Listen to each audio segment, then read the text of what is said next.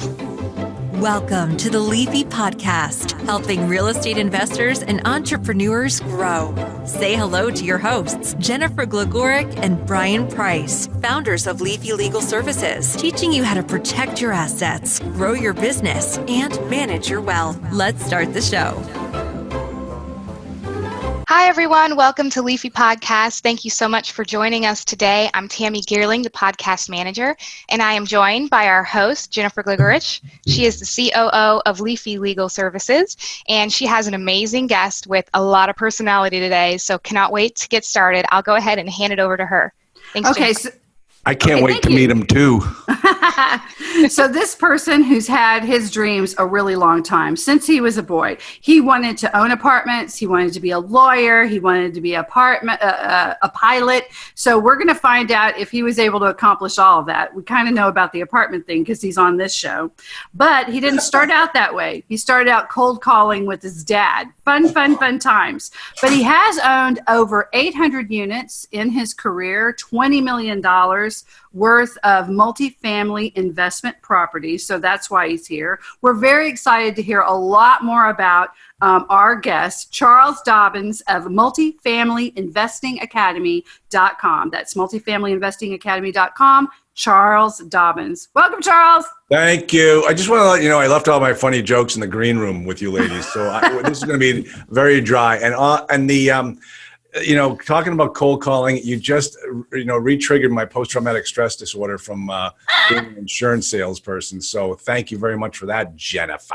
You're welcome. See, you ended up in the family business, as did I. So one of my first questions was going to be, what did cold calling insurance teach you? Because we all learned something. Even if let me tell you, great question. And this is I teach this on my class. Multifamily apartments, real estate is all about sales and marketing, period. You've got to make the calls. Nothing happens until a sale is made. And when you're making offers, you are nothing more than a group insurance sales rep sitting in a guy's office. And you have to convince him that your offer has more bells and whistles than the other guy sitting in the waiting room who's coming in right behind you. So that offer, when you submit a letter of intent, that thing had better look better than everybody else's, or you're not going to make a sale and you're going to go home hungry that night. So there's no difference, I'll tell you, between, you always have to look at the multifamily business is who are your customers. And in the multifamily business, you have so many customers that you need to take care of. And what I learned back in this insurance sales days applies directly to what I do now. Absolutely no different. And I'll tell you that one of my clients has over 6,000 apartment units. When he started with me, he had 0. I knew this guy was going to be a success the first phone call I had with him because he had 30 years of experience as a manufacturer's rep, knocking on doors up and down the Eastern Seaboard. And he knew that the only way he was going to make it in this business was to apply those exact same principles. Oh my gosh, you picked the wrong thing. You know what is great is that I'm looking at your stuff. And one of the things I love that you say, that if you're looking for this, you really go after the passive income, multifamily passive, just sit back and let it happen. And anyone who's in the business knows that it's not just sitting with your laptop and checking in. You said you can't just check in once a month. If you do, things go crazy. This is a job that takes a lot of action. Yeah, and so a lot of people hear something else because they're getting snowed. They're going to an event and they're like, oh, you just sit back and let the money come in. And I'm like, it never, Tammy and I come from a digital marketing background. We did it, we were business builders for years before we got into asset protection and working to help people. And we know very well how people get sucked into that because they're tired. That's why they're there. They're exhausted from whatever grind they're in. And they want to hear, golly, there's got to be an easier way. Look at this guy. This video shows him on a beach and his Facebook and his Instagram. It's all lies, man. It's all marketing. They're working their ass off to get that IG up like that. Absolutely. You're absolutely right. And I see that, put your no tenants, toilets, or trash, just travel Tahiti and tennis. Have you heard that one before? Yeah, that's a BS line if you ever want to hear one. But it is so true. If you turn over the keys to the ice cream stand at the beginning of the summer to the high school kids, by the end of the summer, you'll have nothing to come back to. Right. And that's the same of any business. And now the multifamily business is absolutely phenomenal. I go through it and I teach the 5 ways you make money in multifamily. And then I compare it to a Subway franchise. No comparison. That's why millionaires are made in multifamily and not in cutting and making Subway subs. Sandwich artists. Yeah. Oh yeah. And but in multifamily, it is just a beautiful business. But you gotta work. So this is where I'm going to ask you a question. You were having excuses. When I read your story, there were excuses you were telling yourself as you were selling insurance with your dad that were preventing you from your dream. And you had this instance where you had been, you're shilling it, you're doing it, you're trying to make ends meet, you've got debt, now you've got all this stuff going on. It's called real life, folks. We all have it. Yeah. And you end up in front of someone who happened to be a multi-million-dollar multifamily investor. Yeah. And you said, man, I'd love to be doing what you look so happy. And I think he said something like, why don't you do that? I don't know. You tell the story so much better. Well, I know, but I'm always amazed at when people know these stories. Like Jennifer, I didn't know you watched all my videos. Like this is you're nailing it. You're nailing it. This is exactly what I talk about. That was the story about John Dobens, one of the greatest guys in the world, and same last name, distantly related to us. His son Michael owns the building across the street from my office still. But John Dobens was an egg farmer. I mean, Dobens Egg Farm was a big egg farm here in my town. And John said, I don't want to be an egg farmer all my life. I want to go out and learn multifamily. I want to buy apartments. And so he bought a book, How to Make 1,000. William Nickerson was the author, How to Own 1,000 Apartments in 5 Years. Actually, it's how I turned 1,000 into $1 million in real estate in my spare time. Right. Yeah. How to own 1,000 apartments in 5 years. That's me. That's my story. So I got mixed up there. So John said, hey, Charlie, read this book. You want to be like me? Read this book. And I took the book home and put it on my shelf and never did anything with it. And then life just took over again. And finally, you hit that point where you just can't take it anymore.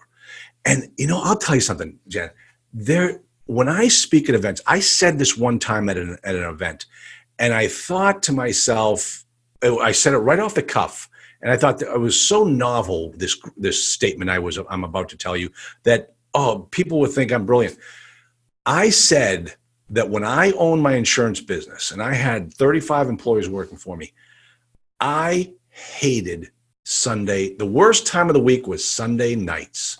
Nights. Okay, so I made that statement thinking, oh, this is no one's ever had this feeling before. You would not be amazed. You would be amazed at how many heads started just to shake. Like, yeah. No, they all know that grind of having to, it's a mental, when you are unhappy and you're not in a good place, the idea of having to start all over again.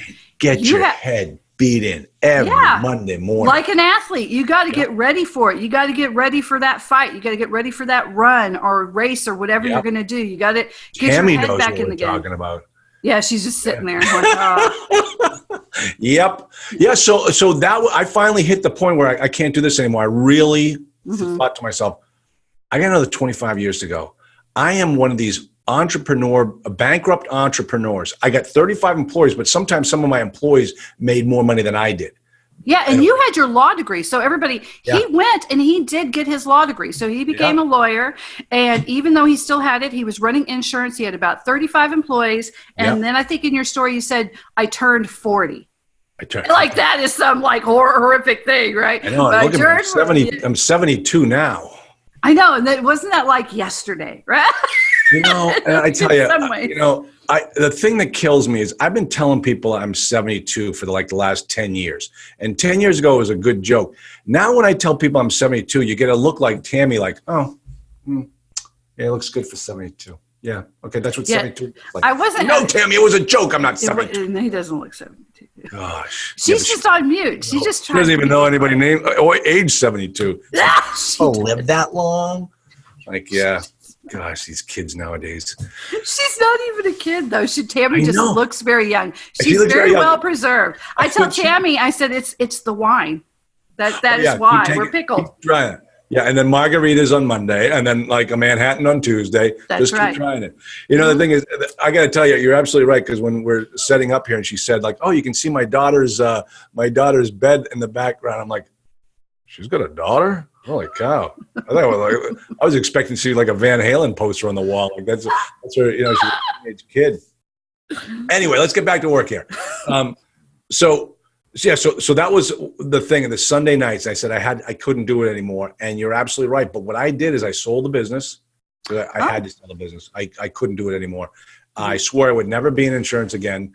And we still own the family owns an insurance agency that spits off money like a multifamily property. Yeah. But I went at it. I burnt the ships. And I love that expression because that's exactly what I did. Is I left myself nowhere else to go but to do it, and I did it. Yep. And so then after that, you were able to acquire over $20 million worth of multifamily properties in about a decade. And then you decided to be in less than that. Okay. Yeah. And then you decided to have a property management company, right? Well, because I was. So how did that all work? Okay. So what happened was. And I tell this to my students. I said, listen, every owner ultimately owns their own property management company. They pay themselves first. I said there are 5 ways to make money in multifamily. The only one of the 5 ways that is guaranteed income every single month is that percentage off the collection of the rents. And that's your property management fee. Right. Profit, acquisition fees, appreciation, that's all based upon other elements. But as soon as somebody pays a rent check, you get paid. And that's the beautiful thing about property management fee is you get to keep it yourself. That's what is going to pay your 2 kids' tuitions. That's what's going to pay your mortgages. Everything else, the other 4 ways you make money in this business is what makes you the millionaire. Yeah, but property management. I mean, a lot of people are going to be like me. I just go, man, my toilet is stopped up. What are we going to do about this AC unit? Yeah. Oh man, the shingles. The wind blew off 3 shingles on that unit. I just hear that and I go, I don't want to deal with it. But you say that that's a good thing. Oh yeah. Well, what happens is about that. Okay, because you have to get to a certain critical mass. You can't do it. I couldn't do it with 5 units. No way. But 120 units to 180 units is when you start to get to the point where you can quit your job, collect that property management fee, and manage the people who work on your property. The property will be able to support a payroll. That payroll is not your money. That goes to the W-2 employees who work for your property management company. You just oversee them, and then you keep 5% of all the rents. Okay, so between 120 and 180 properties is when you need to think about starting a property management company, and then you have a manager, and then you're just overseeing that. Exactly. That makes more sense to me than somebody who's just 5, with 5 houses. That would be, how could you work and do anything else? And depending on where you're investing, 5 may not be enough to pay your bills, so you might still be having. If you did that, you know what? If I was in that situation, Jen, I'd want to be back in the insurance business. Yeah. Well, absolutely. Yeah. So no, you gotta build up that critical mass, and I tell people it's about between 120 to 180, and the reason for the spread really has to do with the cost of doing business in that particular marketplace. You do 120. You can survive on 80 units in San Diego because the rents are so high. I've looked at numbers like that for one of my students. But you go into a secondary or tertiary market, that's where you're building your portfolio. You're going to need more than 120 units to make all the bills and make it worth your while. So that's why I use up to the 180 number. So it's just a math problem. Just go figure it out. And the thing is, when you own and operate these properties, you're doing what the property manager is doing anyway. Mm-hmm. So why pay somebody else the 5%? So many people are listening right now, nodding their heads like, oh, yeah, that's true. Yeah. I want to learn more about it. And I can if I just go to multifamilyinvestingacademy.com, because that's all you do is you teach other people to do it now. So I was reading over how you were talking. So your pivotal well, there was another pivotal moment that happened of why you went from just being an investor to actually teaching people. Because before you were like, why, if you can make, would you teach? Yeah. And I think the guy that you were talking to said, well, because it gives me joy. And you were thinking in your mind, well, that's stupid. I mean, I'm making money. Oh my gosh, Jen, you do such great research for your podcast. I'll tell you that. That's amazing. Oh, you're welcome. Well, it was interesting reading. That's why I do more research if it's enjoyable, really enjoyable. But you didn't always have that joy. So what mind shift had to take place in you to go to that, to be able I to gotta tell you, help people? probably maturity. Somewhere in the last year or so when I finally matured. Thank you, Tammy. That was a joke. There she goes. She's finally laughing. Yeah. Nice. Okay. Wow. A little slow on the uptake down there. Okay. All right. So what happened was, like, when I had that pivotal moment back when I was 21 years old or 22, right out of college, working for New York Life, my manager, I asked him, he was a success out in the field and he was killing it. Why would he leave the field and go work in management? And I asked him that question, and he said, oh, it's because I enjoy seeing you succeed. And as a 21-year-old, I didn't get that. I thought that was the stupidest thing I've ever heard in my life. I mean, I was so immature, didn't understand, doing things for other people. And I got to tell you. Yeah. And when you're 21, you think you know everything too. And so you're like, well, that guy's a sucker. He just can't make as much money as me. That's why he's saying that. When I used to do recruiting and I would, talk to people like that, I was like, why would you even open up that? Why wouldn't you just stay a recruiter? You can make more money like that. Like, they're suckers. Yeah. You have to get older to get out of that, and you get some experience, and then you're like, oh, man. And then you think to yourself, well, that's not the real reason. There must be another reason. He didn't, he didn't do that well in the field. Maybe that's like, no, none of that reasons. And I'll tell you something, this guy, my manager, I just saw him last week. He and I are members of our local country club. And I reminded him of that story, and he remembered it. He remembered telling me that story. And that's the reason why, now the guy's, 64 years old, fully retired, been retired for years, because he was a success. So fast forward to my situation. Here I am, a lawyer. I'm the market crashed. My friends who are other multifamily investors, they're in trouble, and they're knocking on my door to help them out. And I realized, all I'm doing is holding their hand through the process, because it's a foregone conclusion. Their properties are going to go back to the banks. That's what was going on back in 2008, 2009. Yeah. Terrible times for so many of us. Yeah.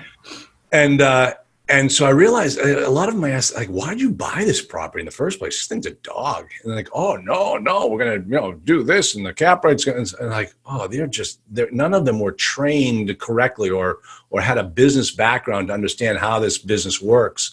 And that's when I realized that, hey, these guys out here with these boot camps and stuff, they're just not teaching it the right way.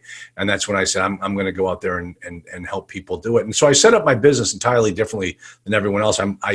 I tell people I am a lawyer. I'm not your lawyer. You're going to hire a lawyer.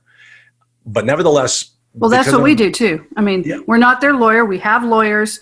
But, when you do it that way, I'm going to tell you, you can save a lot of money, because there are, expensive niche law firms that'll do that. But you'll spend so much on that, you won't be able to get started in your business. Well, exactly. And I see these people spending $50,000 or $72,000 for those university type boot camps and stuff, that you're starting a business. Hoard your cash. You shouldn't be paying some guy you met on a 3-day weekend, your whole life savings to get started in business. You need to hoard your money. And so that's when I started, the owner forum for all my students, which is a monthly fee-based service. And at this time, there are no contracts, and you just come in, you get full advantage of me. I tell people I'm not your lawyer, but I still look, act, and feel like an attorney because I'm a member of the bar, and so therefore I have to give you objective, unadulterated, hard love advice on what's going on with your deal.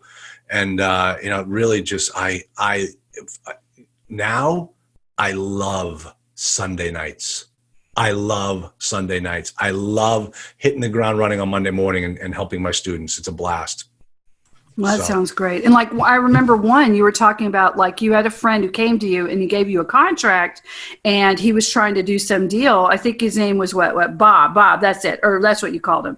And you said, Bob, you looked at the contract, you called him and said, congratulations, you're never going to own an apartment. Oh. And then you realized that he had spent this consulting fee at one of these events or however he found them. And the language was written that they owned 50% of all real estate deals. And the way it was written, that even if his grandfather willed him something, that they would own half of that. And that they keep 50% of all the profits, but they wrote in the profits were gross rents. So if he did not go to you and realize that ahead of time, that guy would have just been out all that money and then been up the creek without a paddle for anything that he would have done, with no way to move forward whatsoever. Okay. All right. Let me just say that if ever I'm in a situation where somebody says, hey, Charlie, you said this. I said, I never said that. And they're going to say, well, we're going to call Jennifer because she's everything you've ever said. I am amazed. That story goes way back. On that one, I actually represented that client as his attorney. Oh, wow. Yeah, because we almost went to court over what they did to him. That contract, that's exactly what happened. He went to one of those weekend boot camps, and you could pay $10,000 and you'd give up 50% of the profits, or $25,000, you give up 25% of the profits. Like that. And the worst thing about it, Jen, was it was a lawyer that was selling him those services. And I called. I'm going to tell you, we are in the asset protection space, and we try to tell real estate investors, we did a survey, not a survey, but research. And the National Survey of the Court Data said, like, in 2017, 2018, there was 100,000 lawsuits. And that pretty much breaks down to 25% of any American having a chance of getting sued in your lifetime. If you're a real estate investor, it's 95% in 20 years. Yep. Because we have to just educate people that when you can pull someone up by their name or their LLC, because they're not anonymous, and you get 25 different houses, that is a ding, ding, ding. So you can be going down the street, you get into a minor fender bender, and if you get the wrong attorney, then bing, bang, boom, you've got liens, you've got this. And even if you were not in the wrong, you still may have to settle. And why do that to yourself? Because it's crazy that happens. And it's so weird because, the sacrifice you made in your social life, in your personality well, not your personality. You've got a great personality, but most lawyers. I was actually voted best personality in 6th grade. Thanks. Really? Yeah. Yay. Yeah. I believe it. I believe it. Well, but it's hard, though. Like with doctors and lawyers, you spend so much time in your life trying to do this career, and money and student loans. So that's why it's so shocking to hear a lawyer or a physician won't be above board, because it's like, why would you risk all that hell that you went through? Listen, I called this lawyer, and I knew him personally because we're kind of in the same space. Mm-hmm. And I said, hey, you got to let him out. And he said, I'll let him out, but I'm not going to give him his money back. And so I called my client and I said, listen, we can fight him for it, or, you can get out of it. He said, just get me out of it. And so that's all he wanted. We got him what he wanted. But I tell you, that was the most amazing, shameful contract I'd ever seen. And that was one of the reasons why I said, I got to go out there and help these people, because it just can't be, we just can't do it this way anymore. And I tell you, best move I ever made. Well, I know that there's a lot of people who will say it's the best move you ever made, because you help a lot of people by going through them, and you have a network of people to help them. So as they're going through the process, okay, so now I found a property. Now I did this, but now my bank is wanting to know, do you have any experience running multifamily properties? Will you be able to, is your income enough to meet your payments? And then all these complicated things, you're able to help them because you know people to help them, so you can hook them up. And by the way, people, we're here at the end, so we're going to wrap up, but we have been talking with Charles Dobens. I'm not leaving yet. I'm just telling people. I'm not done. I know, but we got to tell. I'm only 40 in the story. We got another 32 years to go. We have another 32 years to go. No, but we're talking currently with Charles Dobens, the multifamily attorney. And in order to hear more or to get his help, he has the MFIA, and you can see the letters right behind him right now, MFIA Owner Forum Program. So if you go to multifamilyinvestingacademy.com, you can go straight there, and it is teamwork. So just want to get that out there. Thank you. Before we go, what else can you give for anyone who's interested in getting into multifamily investing? Because you've invested in A, B, C, D, all types of properties. Yeah. And do you find that you've been profitable in all those properties, or is there some that you would say to avoid? No, and that's the thing is, I jokingly tell people that there's a bumper sticker on my car that says "Life is too short to own own C-class property." I misspoke. Life is too short.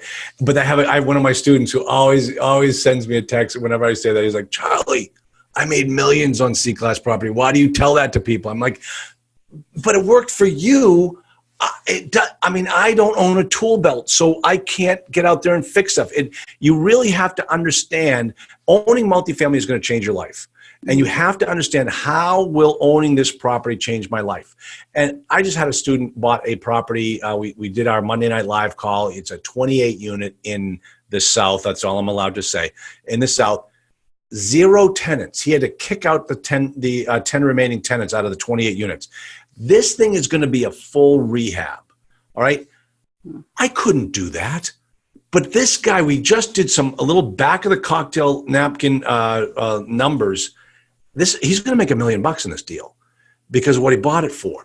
And that's great. Bravo to him. But I got a different lifestyle. I can't go down there and do it. So you always have to, before you jump in, make sure you understand what it entails. And is it the right deal for you? If it isn't, just move on. There's so much. See, that is the great thing about investing, is there really is a way to get into this business for someone. From the flippers to the buy and holds to multifamily, there is a way for someone. The bad thing about this business is if you are like, I just want to go, it's like there's a million different avenues, and you really have to rein yourself in and get people that you trust to help you go, okay, what is it do you really, really want? How do you really, and you start with, how do you want your life to look like? Yeah. Okay, because there is a path for you if you're realistic. If you want your life to be Downton Abbey with just, inherited money, it's not. Or maybe, I don't know, maybe Charles could hook you up with that. I don't know. I'm not even hook sure. You up. But, the thing is, I do say that at my audience, I say, how many people here want to own a property in the next 90 days, no money down? And, oh, yeah, baby. I'm like, yeah. I said, I could do that for you, but then you'd want to kill me, because anyone that's looking to give away their property, no money down, and get out of it, that property's got a problem, and he's just trying to make it your problem. So you've got to be very smart when you look at these deals. Whenever we see seller financing, it's okay. We can always ask for seller financing, but if the guy's leading with it because the property is so bad, the bank won't give him a loan, do you really want to own that problem? So, hey, it's entirely, no, I don't, but my client did. Hey, bravo to him. He's going to have $1 million next year because of it. So, yeah, Tammy wants his phone number. Tammy. Pro. That's hilarious. Pro. Okay. Oh, man. Well, we could talk forever about this. I have so many questions. So my last question is, if you don't like, I think that was the last question. It was the last question. Okay, right, but ahead. I have an extra bonus question. You have a bonus question. Let's see if it's up there. Okay, because if it isn't C properties, then what properties do you personally love for you? B. Okay. You ever see that video? When okay, you have two choices. They got the cameras right on the guy's face. The older guy. I actually have it on my phone. I can play it for you right now. The guy says, the woman's voice says, you have two choices. A, you could spend the rest of your life with your wife, or B. That's a classic. I'll send that one to you. You guys said that because yeah. All right. So what was your question again? Oh, so B property. And here's why. My client with 6,000 units, he makes a very good point. He says he never buys A's because A's always can only move in one direction. Right, down. He likes the B's. I like the B's. B is a solid asset. It's a performing asset. And typically the way I describe the type of property I'm looking for is pitched roofs, separate entrances, tenant paid utilities, and let me see, and built in the 1980s or newer. And now it's actually 1990s or newer. And the reason why I use that as a parameter when I'm speaking to the brokers, number one is it usually always means it's going to be a solid B class property. If they bring me a property that looks like that, it's going to be a solid B. Tenant paid utilities tend to always be a B class property, and they tend to be built after the 1980s. And the other reason is, as an owner operator, those types of assets have proven to me to be a very easy property to own and operate. And that you're not looking at a 1970s construction with single pane windows, flat roofs, and chiller boilers. You're looking at a much easier property to own and operate. That's why I like them. So, well, thank you. That was a very good answer. And I wish we have a lot more questions, but it looks like I know, maybe just once or twice. Okay, Tammy, I think it's time. We have to end. Oh, so sad. This has been awesome. Hold on, everybody. Just so you know, when we were making fun of Tammy's youth, hey, Jen, if we go like this, do you know what that means? It was a very famous show. Okay, and hold on. This show, I'm not going to say what it is. Okay. The lady walked around once, famously and hysterically, with curtain rods on her shoulders. Anything, Tammy? Anything? I Love Lucy? Close. It is kind of close. It's a redhead comedian. It's a redhead comedian. Very close. And listen, we had to, just so the audience understands, before, when we were back in the green room, we had to educate Tammy as to Dawn Rickles. So the fact that she's she actually named Lucille Ball, we should be thankful about. But she used to say goodnight to her kids by pulling on her ear. Mm-hmm. I'm so glad. At the end of the show. And okay, it had Harvey Korman. Harvey Korman. Conway. That's it. Tim Nothing, Conway. Tammy? Nothing. Okay, we're not. You are not going to play Family Feud with us. This is before my time too. But I remember it because my mom loved it so much, and she used to play it. And now I played it for my son, and he thinks it's. No, you're hilarious. right. My mother, she was a huge fan of my mother's. My mother loved her too. Yep. Yeah. Carol Burnett. The Carol Burnett Show. And they had hilarious skits. And one of the funniest skits is she played Scarlett O'Hara. And of course, in Gone with the Wind, there was this, we're going so far over, but I don't care. So there was this thing. So Scarlett had to make, in the movie, she wanted to get Rhett Butler to give her money. So she figured if she showed up sashaying to the jail, because he was in jail, in a beautiful new dress, he would think that, I don't know what she was thinking, the thought process back then, but she needed a new dress. So she pulled down the drapes and made this glorious dress with the help of her mammy. And anyway, in the Carol Burnett one, so she does it, of course, it's hilarious because it's all ridiculous. She comes down this big, stairway of terror, and her dress actually had curtain rods still in it, right? She walks down, do you like my dress? Oh, it was a scream. It was so ridiculous. Yep. All right, I'll look that one up on YouTube as well. I'm going to send it to you because it's so funny. You will die. YouTube. Like, you don't even need a history class anymore. All you need is YouTube. Yeah. I know. That's it. But everything is there. You can still go down the rabbit hole. That is not good. Okay, Tammy. All right. Thanks again, Charles, for all of the great information and for the laughs. And thank you so much, Jennifer, for hosting today. I will have all of Charles's links for everyone in the show notes. And if you do have a question for him, I will have his link to contact him.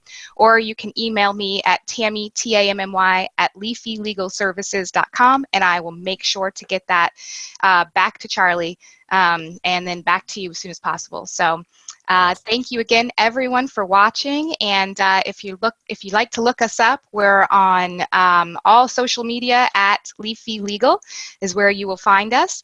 And thank you again. We will see you next time. Have a wonderful week. Bye-bye. Thanks, everybody.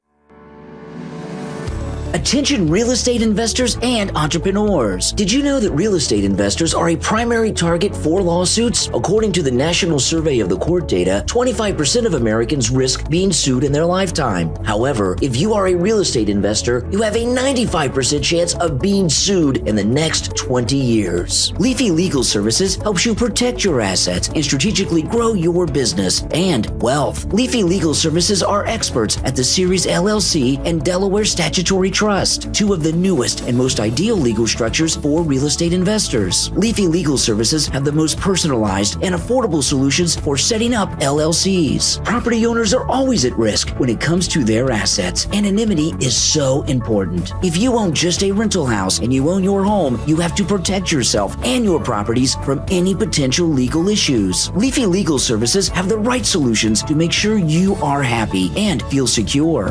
They offer cost-effective documentation that suits their clients' needs. For a free consultation and ebook, visit leafylegalservices.com. They are waiting to hear from you. leafylegalservices.com.